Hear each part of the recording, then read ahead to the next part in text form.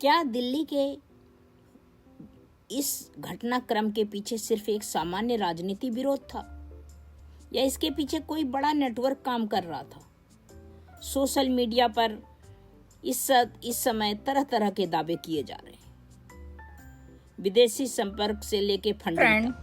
Welcome to daily blog Ubharta Bharat channel. मैं हूं आपकी होस्ट रूबी ठाकुर। तो दोस्तों, अभी जो दिल्ली में जंतर मंतर में कॉकरोच जनता पार्टी का जो अभिजीत दीपके और उसका असिस्टेंट सौरभ, जिन लोग ने जो आंदोलन किया था, इन लोग ने जो वहाँ पर जंतर मंतर में अपना मांग रखने के लिए वो जो नेट का परीक्षा लीक हुआ था उसके लिए किया था, तो उसके लिए जो देना पड़ा धर्मेंद्र प्रधान को, जो शिक्षा मंत्री है, उसको इस्तीफा। तो लेकिन उस जो जंतर मंतर में एजिटेशन हो रहा था, जो वो हो रहा था अनशन, जो विरोध हो रहा था सरकार के कार्य नीति के विरोध, उसमें खाना पीना रहना सब कुछ करना, पूरा इंतजाम, उसका फंडिंग कौन कर रहा था? तो उसका गृह मंत्रालय द्वारा गहन अध्ययन किया गया और उसका गूढ़ जो उसका रिजल्ट है, जो मूल रिजल्ट है, वो पता चला कि कहां से। बड़ा अपडेट यह है कि हिरासत में सीजेपी के नेता अभिजीत दीपके को ले लिया गया है। जो घटनाक्रम बदल रहे हैं, आपको उसकी जानकारी भी हम दे रहे हैं। सीजेपी नेता अभिजीत दीपके को हिरासत में ले लिया गया है। दोस्तों, पिछले महीने जंतर मंतर पर खड़े होकर दहाड़ने वाले, दुनिया के सबसे बड़े लोकतंत्र के शिक्षा मंत्री का इस्तीफा लेने वाले और देश के प्रधानमंत्री नरेंद्र मोदी को कुर्सी से हटाने का सपना देखने वाले आज छिपकर देश छोड़कर भागने की फिराक में हैं।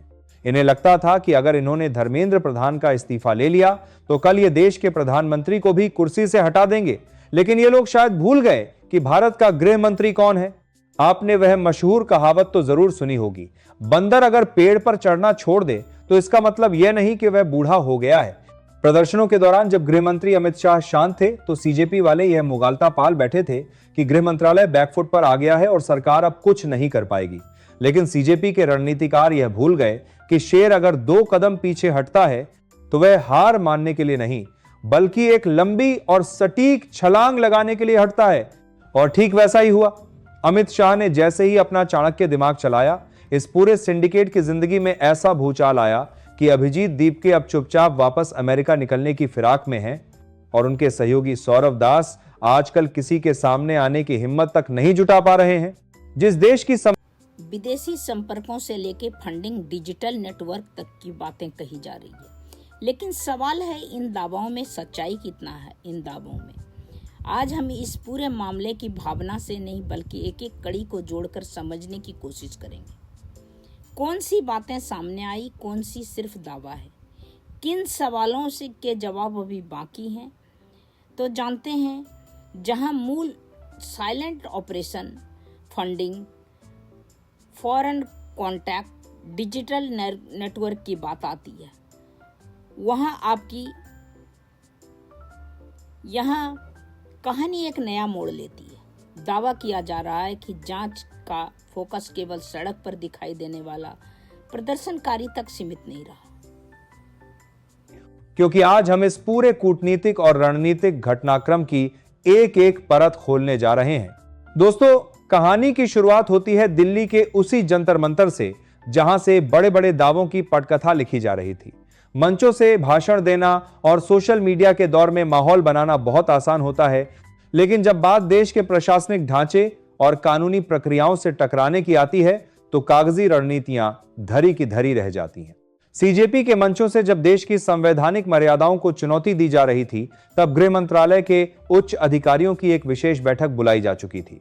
अमित शाह की कार्यशैली को जो लोग करीब से जानते हैं, वे इस बात को अच्छी तरह समझते हैं कि वे मीडिया के सामने आकर बयानबाजी करने के बजाय फाइलों और सबूतों के आधार पर काम करने में विश्वास रखते हैं। जब जंतर मंतर पर ढोल नगाड़ों और नारों का शोर चरम पर था, ठीक उसी समय गृह मंत्रालय में एक साइलेंट ऑपरेशन शुरू हो चुका था। सबसे पहले इस पूरे संगठन की फंडिंग, इसके विदेशी संपर्कों और इसके डिजिटल नेटवर्क की एक एक परत खंगाली गई। जांच एजेंसियों को जो शुरुआती जानकारी मिली उसने सभी को चौंका दिया। सीजेपी के बैनर तले जो लोग खुद को जनहित का पैरोकार बता रहे थे, उनके तार कई ऐसे विदेशी एनजीओ और थिंक टैंक से जुड़े पाए गए जो लगातार भारत की आंतरिक स्थिति पर नकारात्मक टिप्पणियां करते रहे हैं। अभिजीत दीपके, जो खुद को एक निष्पक्ष विचारक के रूप में पेश करते रहे हैं, उनके अमेरिका प्रवास के दौरान हुए लेन देन और विभिन्न संस्थाओं से हुई बैठकों की फाइल जब प्रवर्तन निदेशालय और वित्तीय खुफिया इकाई फ्यू के मेज पर पहुंची तो सारे समीकरण बदल गए। उधर पश्चिम बंगाल में सौरव दास और उनके सहयोगियों को लग रहा था कि राज्य की स्थानीय राजनीति का संरक्षण उन्हें हर कानूनी आंच से बचा लेगा, लेकिन गृह मंत्रालय ने इस बार राज्यों के साथ समन्वय का एक ऐसा ढांचा तैयार किया जिससे किसी भी तरह की राजनीतिक ढाल काम न आ सके। जब केंद्रीय एजेंसियों ने फॉरेंसिक ऑडिट रिपोर्ट तैयार की तो उसमें कई ऐसे खातों का खुलासा हुआ जिनका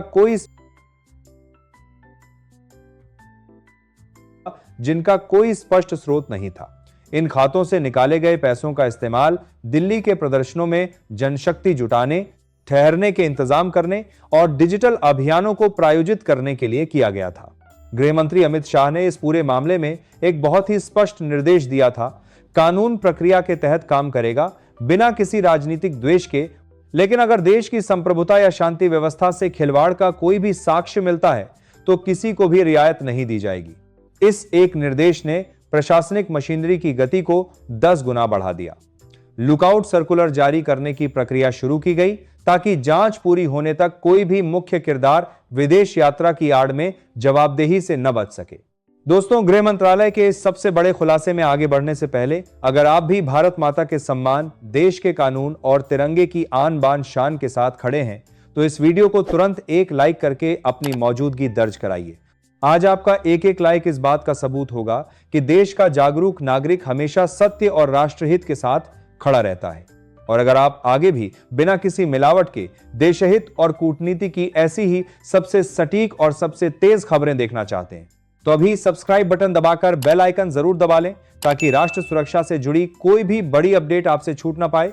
आगे की कहानी बताने से पहले कमेंट में 1 मिनट निकालकर अपनी राय जरूर दीजिए। क्या विदेश भागने की फिराक में बैठे ऐसे लोगों पर और सख्त कानूनी कार्रवाई होनी चाहिए? कमेंट में जय हिंद लिखकर अपनी राय जरूर शेयर करें। चलिए अब चलते हैं उस सबसे बड़े चक्रव्यूह की तरफ जिसने इस पूरे सिंडिकेट की नींद उड़ा दी है। दोस्तों, जब प्रशासनिक शिकंजा कसना शुरू हुआ तो इस सिंडिकेट के भीतर सबसे पहली दरार इनके अपने आर्थिक तंत्र में दिखाई दी। जो लोग कल तक बड़ी बड़ी बातें कर रहे थे, उन्हें अचानक एहसास हुआ कि इस बार मामला सिर्फ मीडिया बाइट्स या सोशल मीडिया पोस्ट तक सीमित रहने वाला नहीं है।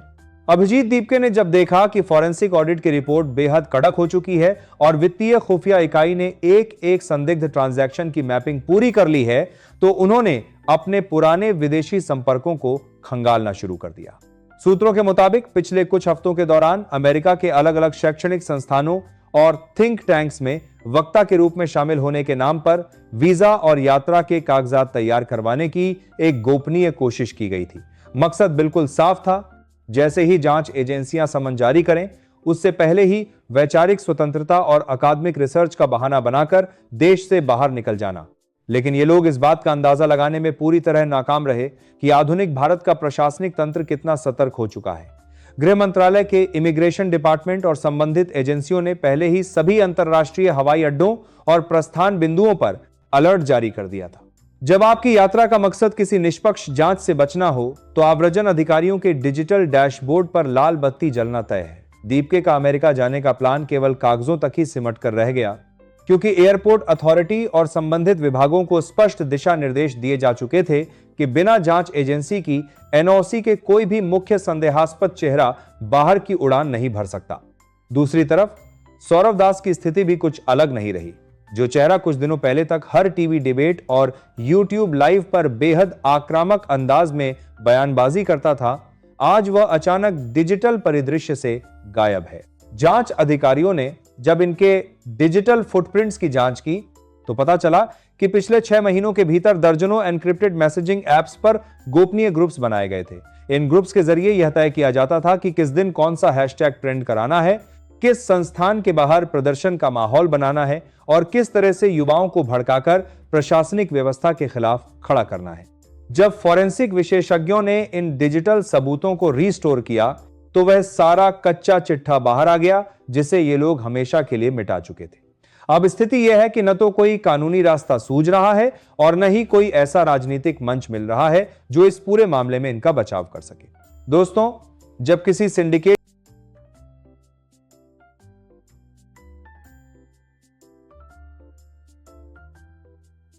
चिट्ठा बाहर आ गया जिसे ये लोग हमेशा के लिए मिटा चुके थे। अब स्थिति यह है कि न तो कोई कानूनी रास्ता सूझ रहा है और न ही कोई ऐसा राजनीतिक मंच मिल रहा है जो इस पूरे मामले में इनका बचाव कर सके। दोस्तों, जब किसी सिंडिकेट के मुख्य रणनीतिकारों के रास्ते बंद होने लगते हैं तो वे पर्दे के पीछे से बैक चैनल रास्तों को खंगालना शुरू करते हैं। सूत्रों की माने तो सीजेपी के कुछ बड़े सलाहकारों ने दिल्ली के वरिष्ठ वकीलों और पूर्व नौकरशाहों के माध्यम से प्रशासनिक अधिकारियों से संपर्क साधने की कोशिश भी की थी। मैसेज यह देने का प्रयास किया गया कि यह केवल एक राजनीतिक विरोध था और इसे इसी दायरे में देखा जाना चाहिए। लेकिन गृह मंत्रालय का रुख इस बार पहले से कहीं ज्यादा सख्त और स्पष्ट था। मंत्रालय के वरिष्ठ अधिकारियों ने यह साफ कर दिया कि जब मामला देश की शांति, व्यवस्था, संवैधानिक गरिमा और सार्वजनिक संपत्तियों की सुरक्षा से जुड़ा हो तो उसमें किसी भी तरह की बैक चैनल वार्ता या रियायत की गुंजाइश पूरी तरह खत्म हो जाती है। गृह मंत्री अमित शाह के निर्देश पर केंद्रीय एजेंसियों ने एक विशेष मास्टर लिस्ट तैयार की है। इस सूची में केवल वही चेहरे शामिल नहीं हैं जो मंचों से भाषण दे रहे थे, बल्कि वे पर्दे के पीछे के रणनीतिकार भी शामिल हैं जिन्होंने इस पूरे घटनाक्रम की रूपरेखा तैयार की थी। इस सूची को पूरी बारीकी से अलग अलग श्रेणियों में बांटा गया है। इसमें सबसे पहले उन लोगों को चिन्हित किया गया है जो विदेशी फंड्स की व्यवस्था कर रहे थे और वित्तीय संसाधनों को अलग अलग खातों में रूट कर रहे थे। इसके साथ ही उन डिजिटल रणनीतिकारों की भी पहचान की गई है जो भ्रामक नैरेटिव तैयार करके सोशल मीडिया पर युवाओं को लामबंद कर रहे थे, और उन मैदानी समन्वयकों को भी जोड़ा गया है जो विभिन्न राज्यों से भीड़ जुटाकर दिल्ली के संवेदनशील इलाकों में अव्यवस्था फैलाने का काम कर रहे थे। जब यह सूची तैयार हुई और संबंधित विभागों को सौंपी गई तो सीजेपी के भीतर हड़कंप मच गया। अभिजीत दीपके और सौरभ दास जैसे चेहरों को अब समझ आ रहा है कि जिस प्रशासनिक व्यवस्था को वे कमजोर समझ रहे थे वह असल में बेहद संयम और सटीकता के साथ अपने साक्ष्य जुटा रही थी। कानूनी विशेषज्ञों का मानना है कि आने वाले दिनों में भारतीय न्याय संहिता की विभिन्न धाराओं के तहत इन सभी चेहरों को समन जारी किए जा सकते हैं। जब जांच एजेंसियां कागजी सबूतों, बैंक स्टेटमेंट और फॉरेंसिक रिपोर्ट्स के साथ आमने सामने सवाल जवाब करेंगी तो किसी भी गोलमोल जवाब या राजनीतिक दलील का चलना नामुमकिन होगा। अब स्थिति यह बन चुकी है कि अमेरिका जाने की तमाम कोशिशें धरी की धरी रह गई हैं और देश के भीतर कानूनी प्रक्रियाओं का सामना करने के अलावा कोई दूसरा विकल्प नहीं बचा है। दोस्तों, लोकतंत्र में हर नागरिक को विरोध जताने और अपनी बात रखने का अधिकार संविधान ने दिया है, लेकिन जब विरोध की आड़ में देश की व्यवस्था को पंगु बनाने, संवैधानिक संस्थाओं की साख गिराने और अंतर्राष्ट्रीय मंचों पर भारत की छवि को धूमिल करने की कोशिशें होने लगे तो राज्य अपनी संपूर्ण शक्ति के साथ खड़ा होता है।